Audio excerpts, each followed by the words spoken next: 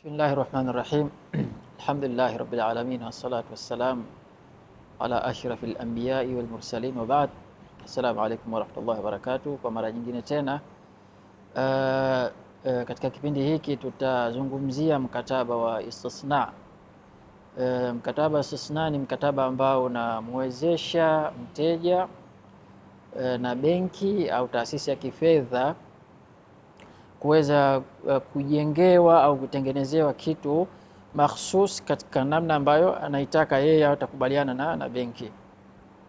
Kwa mfano, mtu anahitaji ndege lakini katika muundo maalum, au anahitaji kwa mfano meli katika muundo maalum, au anahitaji kwa mfano nyumba katika specifications maalum, au anahitaji mashine maalum, au anahitaji kadha wa kadha, lakini kitu kile bado hakipo, anahitaji yeye, pengine anacho mwenyewe katika idea yake na umekiona sehemu au mwenyewe ingetamani kukipata kitu kile. Kwa hiyo baada ya kufanywa assessment na benki wakaona kwamba uwezekano kuwezeshwa upo, anatoa idea yake ile na atafutwa huyo mtengenezaji, analipwa katika mkataba unaitwa al-istisna. Istisna kutokana na kalima istisna, yastasna, istisna. Kwa hiyo kutengeneza, kutengenezesha, istisna, yastasna, istisna.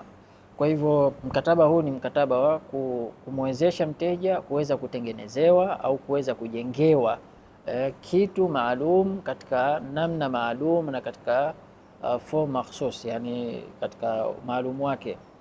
Kwa mfano, meli anahitaji meli ya abiria yenye pengine kuchukua abiria wangapi anahitaji. Hii tunazungumzia kutengenezewa, sio kununua. Kwa mfano, kama meli ipo tayari akanunua, ile kununua ni murabaha, tunanunua alafu tunamuuzia.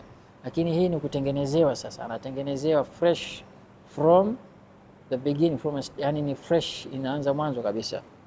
Kwa hivyo mkataba huo ni mkataba istisna. Atatengenezewa kama hiyo meli, au kama ni hiyo kwa mfano ndege, au kama ni godown kujengewa, au kama ni nyumba, commercial building, au kitu chochote kile ambacho yeye mwenyewe atatamani, kama ni mashine kwa mfano.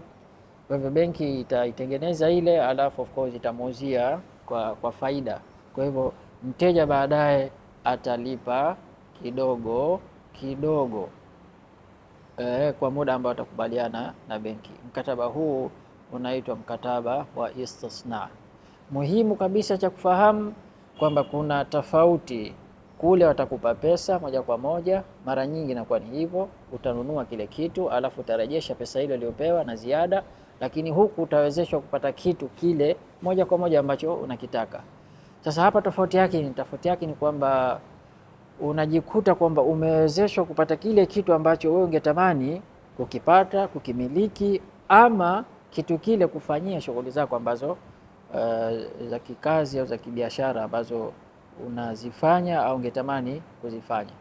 Lakini ukipewa pesa, watu wanafahamu mara nyingi, yani unaweza ukakengeuka ukaenda tofauti na lile lengo ambalo umekusudia awali. Unaweza ukapewa pesa kwa ajili ya kununua kwa mfano gari, ukapata idea nyingine ukaenda ukafanya kitu kingine. Kwa hivyo utakuwa umetoka katika malengo yale ambayo mmekubaliana, walmuslimuna ala shurutihim. Lakini vile vile waufu bil uqud, timizeni ahadi zenu katika mikataba na katika makubaliano.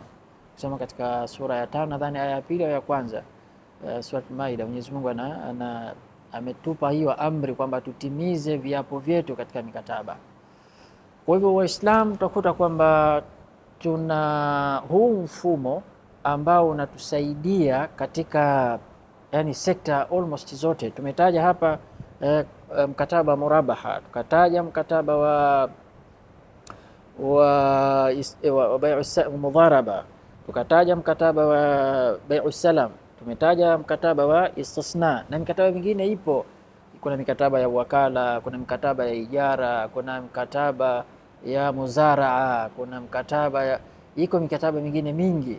Inshallah katika vipindi vinavyofuata tukipata nafasi tutazidi kuelezea, na biidhnillahi tutapata kipindi maalum kuelezea tofauti hasa nini, kwanza maana ya riba, tofauti kati ya riba na bei. Inshallah taelezea kwa mapana na mifano halisi na mazingira ya katazo lake. Assalamu alaikum warahmatullahi wabarakatuh. 94.5 Radio Nuru FM Tanga.